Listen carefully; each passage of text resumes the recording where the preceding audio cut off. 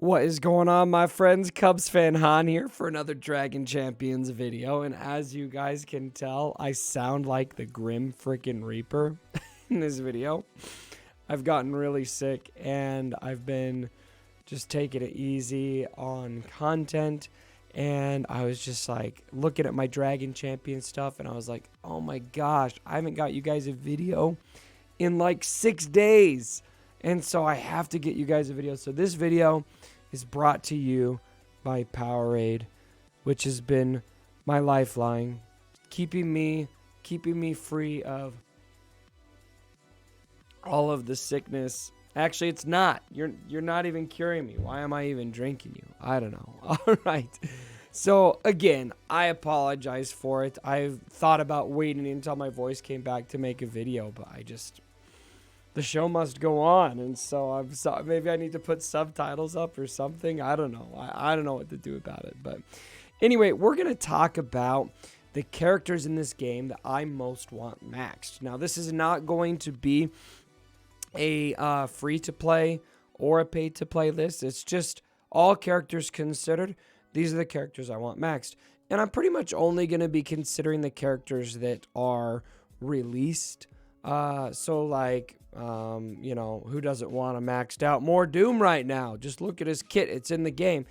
We don't really know when he's coming. And so that's the same with some of these other characters. And so I'm not really going to consider them. And I'm going to talk about 8 characters, 3 of which I don't have unlocked yet.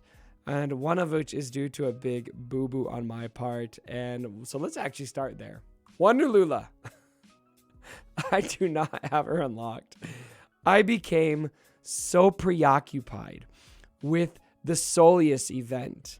I was banging my head into the wall. I was sending angry messages to the devs. Not really, just angry messages with the devs around about how angry I was about this event. And I totally forgot that there was this tournament going on. And turns out Wonderlula is a super OP character. In particular, her basic ability seems to be a bit overpowered. And I believe that the devs confirmed in the chat on Discord that that is the case. And so I think a nerf is inbound for Wonderlula, or maybe it's a bug or she's not quite working as intended. And so temper your expectations a bit on this chick. But everyone that I have talked to that got her is so stoked. And so I think this is a great character to max out. She's very much a glass cannon from what I'm hearing, and it just really pains me that I don't have her. So if you've got her, max her out and do it for me because I can't do it myself. All right, next on the list is Hardock. Now this is one that I have not been able to farm very well yet. I'm using my stars to get him. Which I am actually doing pretty decent on. The pace of that is a bit quicker than I thought. But he's really solid. He's an orc. First of all, orcs pretty much have a meta right now. There are characters that are better, especially in end game that we'll talk about. But you can do really well in arena with just orcs. And Hardock really takes the orc team next level. This is a big part of that. He's going to remove 1 debuff from 4 random allies at the start of his turn, which makes him a plug-and-play character. He's going to work very well with orcs, of course, but that just applies to 4 out of 5 of your characters. That cleanse, very nice. He's going to have the cheat death. He's going to cheat death, regeneration, damage increase, and it applies to 4 allies for 2 turns. That's the devil's horns, guys. Like, come on. And then I really like this AoE, which is going to have an ability block. AoE ability blocks. I love AoE ability blocks. And then he can do the bleed on his basic. It was bleed. I think it was bleed. Yeah, he's got inflict bleeding for 2 turns. And so great kit. This guy, anybody who's got him, I'm jealous. I think he was pretty much pay to play at the beginning. I never saw a route to get him personally. So now I'm just starting to farm him with my stars.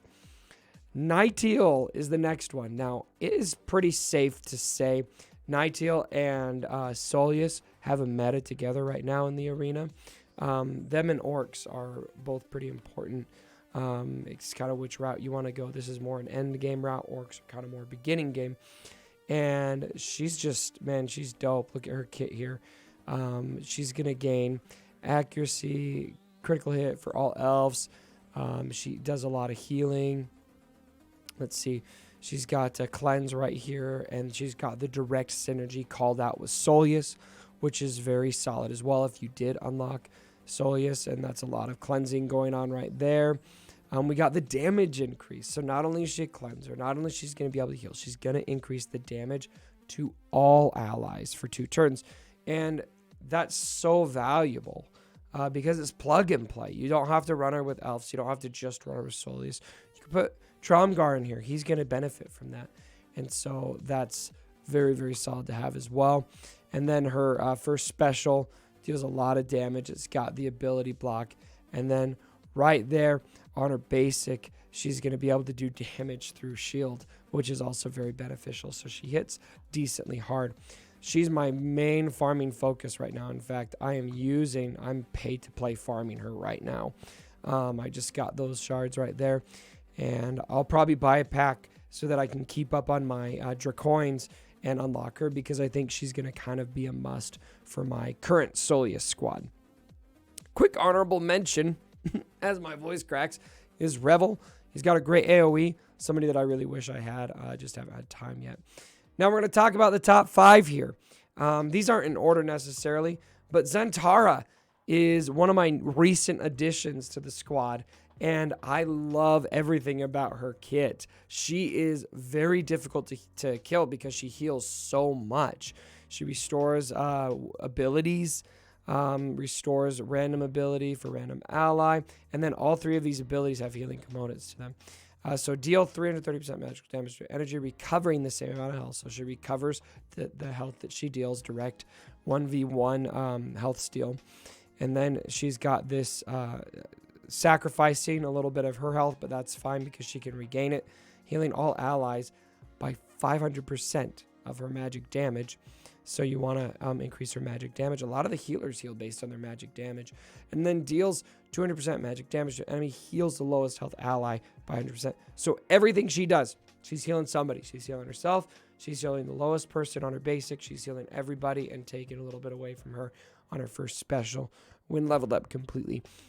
That's very solid. And especially with a lot of tanks in the meta, where it's hard to get to a character. Maybe you do a little bit of damage here. Every time I face her, I feel like I'm able to get a little bit of damage, and then it doesn't matter because she just heals right back up.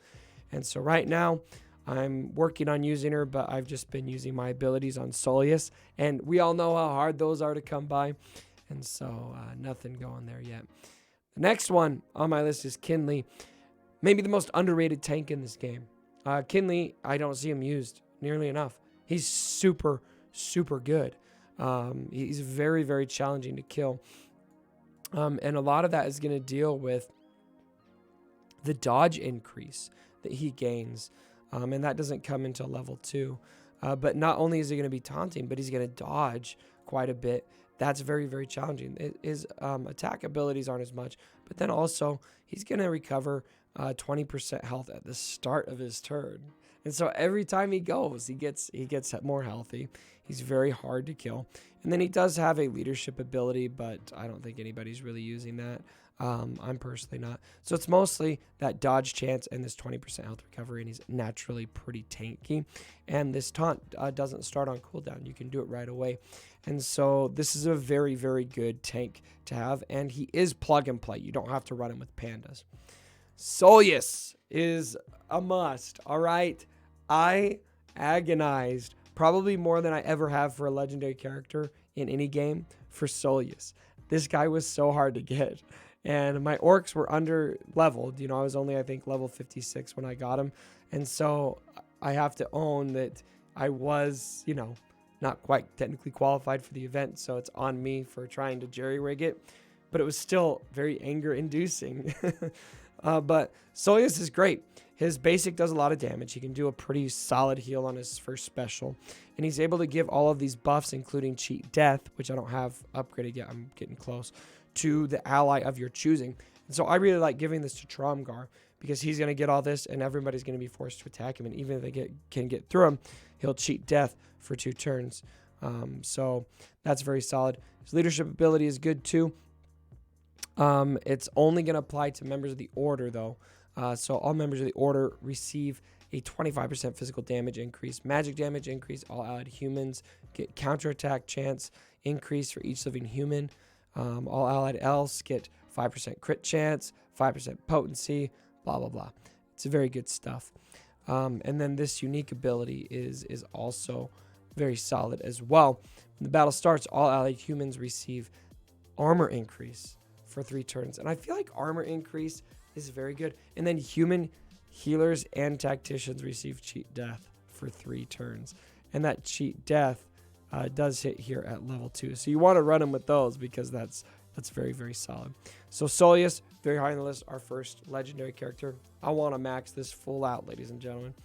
Kokrim is probably my favorite AoE character because out of all of the AoE damage dealers we have, Kokrim can stun everybody. Make sure you get some potency on this fool, ladies and gentlemen, because he's going to be wrecking people with his AoE. I want him maxed out. I've got his AoE maxed out. Let's see. This one's pretty good too. But more than anything, what I'm just the most excited about here is this. He does get, let's see, scales up some potency here. So that helps him deal the stun chance a bit better. And look at that stun chance, 50%. Not bad at all. I usually see a pretty decent land rate on that stun. And so really, I mean, he's here because I just love AoE stun. Maybe it's, I played Galaxy of Heroes. I'm guessing most of you did. It must be the Palpatine fan in me. I don't know. It's really OP, I think. And then Tromgar. This guy's annoying. I mean, if you've got a Tromgar who is runed up right, I said that right, not modded up, runed up right, he can be so miserable. And I can only imagine how much better that gets later on.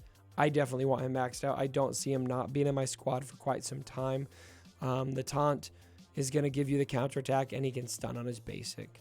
I love stuns. I love the stuns. And you're going to force people to attack him. He's going to attack right back. He's going to have a chance to stun you. It's a 35% chance. So probably the caveat to that is 35% chance isn't the highest out of everything. But combine how tanky he is with the taunt that he can do on his first turn once you max it out, and the stun chance there.